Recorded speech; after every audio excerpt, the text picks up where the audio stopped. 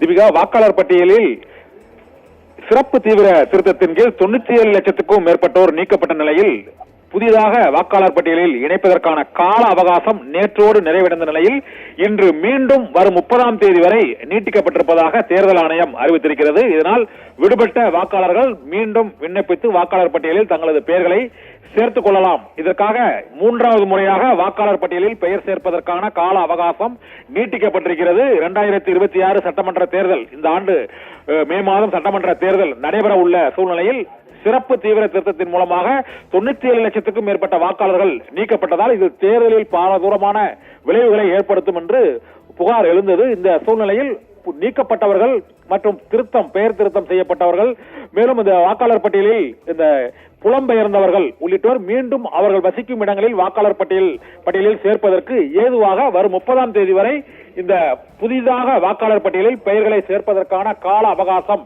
நீட்டிக்கப்பட்டிருக்கிறது.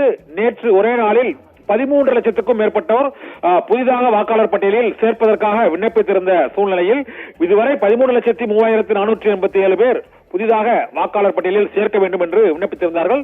97 லட்சம் பேர் நீக்கப்பட்ட நிலையில் 13 லட்சம் பேர் மீண்டும் விண்ணப்பித்திருப்பதால் மேலும் இந்த பட்டியலில் நீக்கப்பட்டவர்கள், இடம்பெறாதவர்கள் புதிதாக வாக்காளர் பட்டியலில் சேர்ப்பதற்கான கால அவகாசம் மேலும் 10 நாட்களுக்கு நீடிக்கப்பட்டிருக்கிறது. இந்த 10 நாட்களுக்குள் புதிதாக வாக்காளர் பட்டியலில் சேர்வதற்காக 6A படிவத்தை பூர்த்தி செய்து இந்த விண்ணப்பத்தை 30ஆம் தேதிக்குள் வழங்க வேண்டும் என்று தேர்தல் ஆணையம் கால அவகாசம் அளித்து உத்தரவிட்டிருக்கிறது. இதனால் தீவிர வாக்காளர் திருத்த சட்டத்தின் கீழ் SIR-இன் கீழ் நீக்கப்பட்ட அல்லது புலம்பெயர்ந்தோர் பட்டியலில் இருந்து இருப்பதால் விடுவிக்கப்பட்ட அந்த புதிதாக சேர விரும்பும் வாக்காளர்கள் அனைவரும் வரும் 30ஆம் தேதி வரை புதிய வாக்காளர் படிவங்களை அந்த வாக்காளர் பட்டியலில் சேர்ப்பதற்கான படிவங்களை அளிப்பதற்கான கால அவகாசம் மீண்டும் நீடிக்கப்பட்டிருக்கிறது. வரும் 30ஆம் தேதி வரை வாக்காளர் பட்டியலில் இணைவதற்காக அவர்கள் விண்ணப்பிக்கலாம். பிப்ரவரி 17ஆம் தேதி இறுதி வாக்காளர் பட்டியல் வெளியிடப்படுகிறது. இந்த வாக்காளர் பட்டியலில் இடம்பெறும் நபர்களே